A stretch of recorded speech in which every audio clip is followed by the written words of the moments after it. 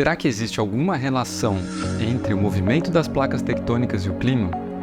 Esse vídeo fala justamente sobre isso. Qual seria essa relação entre a posição dos continentes, o movimento dos continentes e o clima numa escala de tempo longa? Então a gente está falando aqui dos últimos 500 milhões de anos. E por que só dos últimos 500 milhões de anos se a Terra tem 4,5 bilhões de anos? Porque nesses últimos 500 milhões de anos a gente tem uma melhor compreensão da posição dos continentes, do formato dos continentes e também de como era o clima nessa época. Então a gente consegue juntar essas informações e por isso que a gente vai dar destaque só nesses últimos 500 milhões de anos. Lembrando que esse vídeo faz parte de uma série de videoaulas sobre o livro Clima da Terra, Passado e Futuro, e a gente está falando hoje aqui do capítulo 4. Então, como que a tectônica de placas interfere no clima de longa escala, esses últimos 500 milhões de anos. Então, para começar, a gente precisa lembrar o que são as placas tectônicas, o que é essa teoria da tectônica de placas. A superfície do nosso planeta está separada em grandes blocos, são cerca de 12 grandes blocos principais e vários outros blocos menores, mas geralmente a gente representa só esses principais.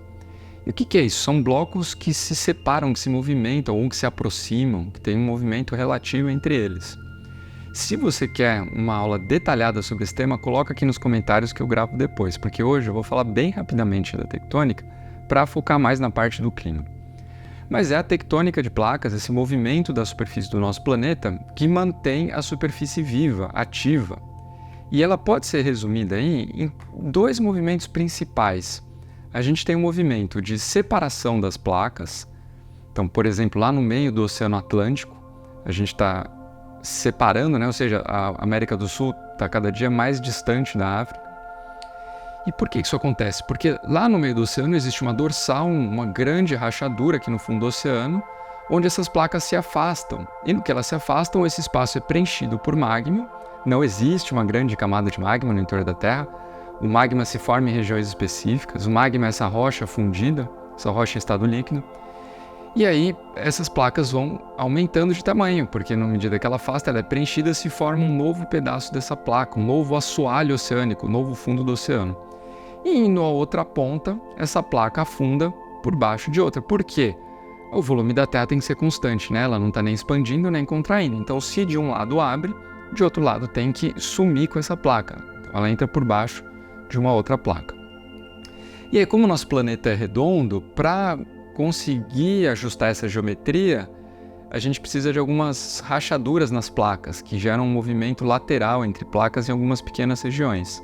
Então a gente tem esses três movimentos das placas, ou elas separam, ou elas se chocam, geralmente uma entrando por baixo da outra, até chegar a dois continentes se chocando, ou tem um movimento lateral entre essas placas.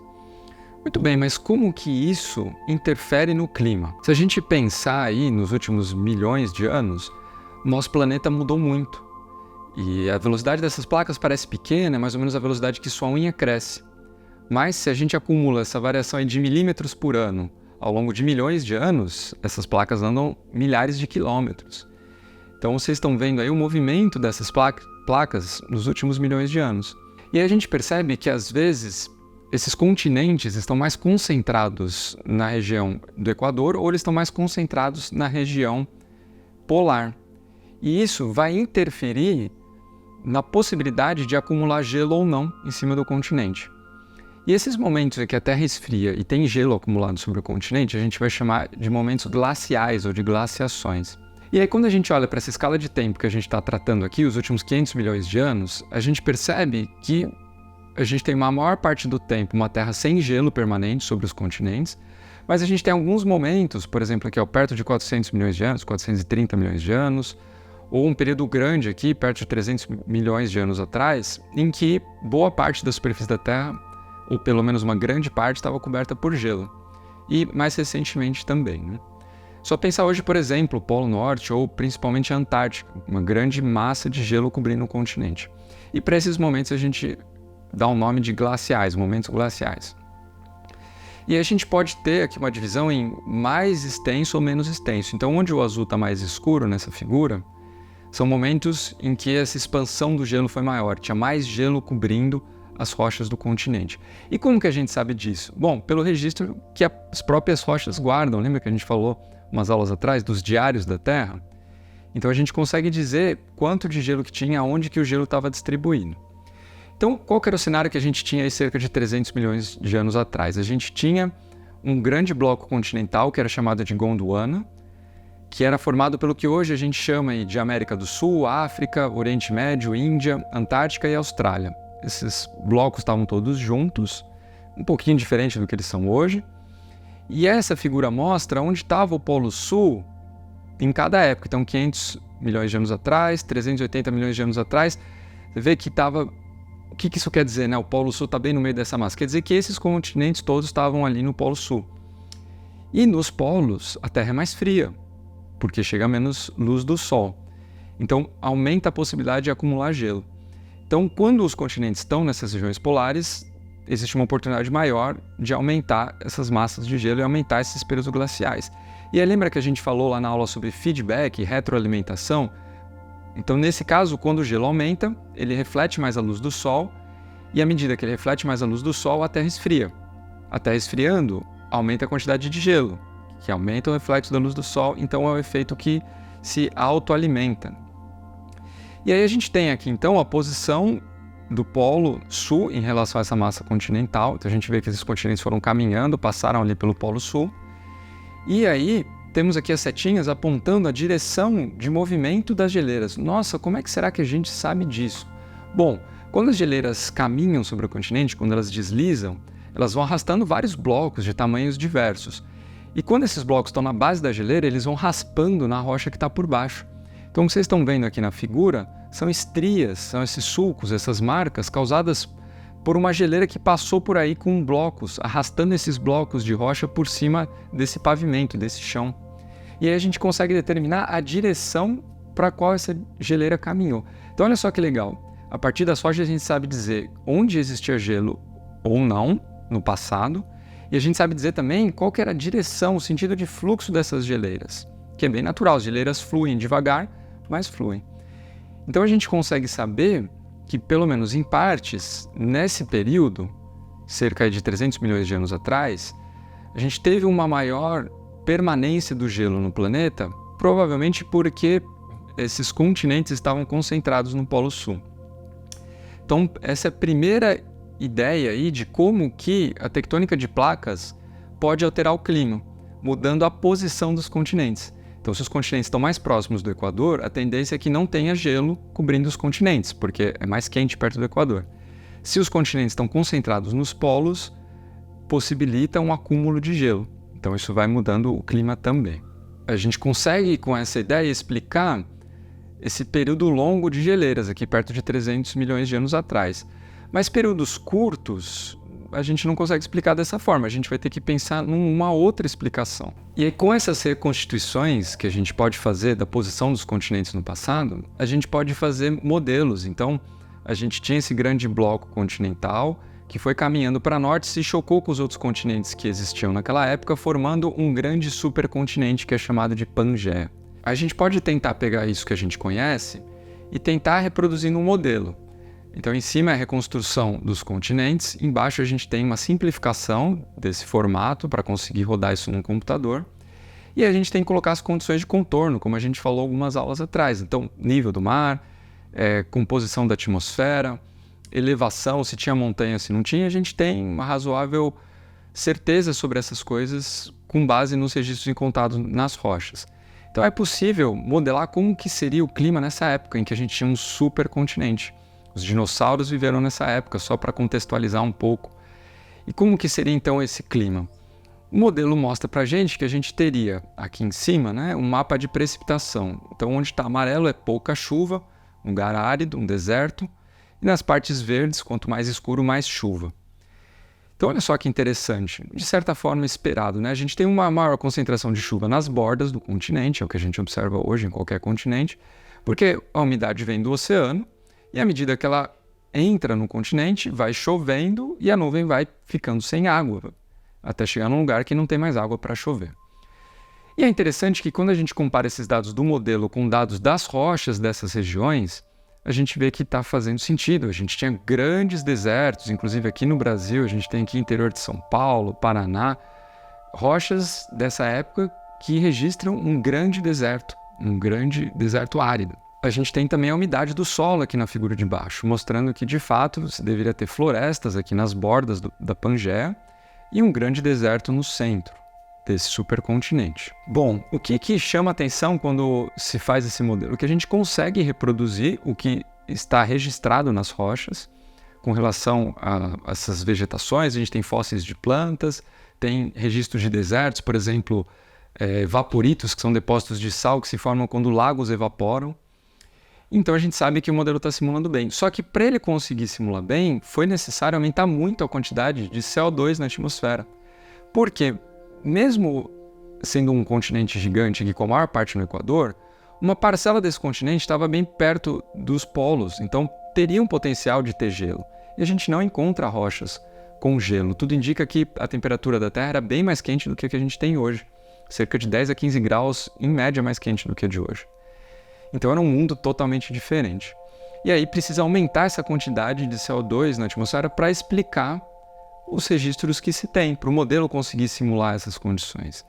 E aí, onde que entra a tectônica de placas nisso? Como será que o movimento dos continentes, do assoalho oceânico, interfere na química da atmosfera? Bom, aí a gente precisa lembrar da aula passada que a gente falou desse termostato da Terra, e um dos principais fatores que coloca gás carbônico na atmosfera, o CO2, aí, o dióxido de carbono, são as erupções vulcânicas. E onde que elas estão concentradas? Na separação das placas, ou onde as placas se encontram gerando magma e produzindo vulcões. Então a gente pode pensar num aumento do gás carbônico atmosférico pelo aumento de vulcanismo. Então, se a gente tem maior intensidade de vulcanismo, isso promoveria um aumento de gases de efeito estufa na atmosfera e promoveria, então, uma Terra mais quente. Então, um segundo fator aí que explicaria como a tectônica pode controlar o clima. O primeiro era a posição dos continentes, agora o segundo, colocar mais CO2 na atmosfera.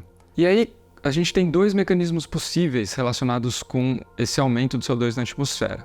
Então, com o aumento do movimento das placas tectônicas, ou seja, com o aumento dessa produção de assoalho oceânico, aumenta a produção de CO2 para a atmosfera, de gases de efeito estufa.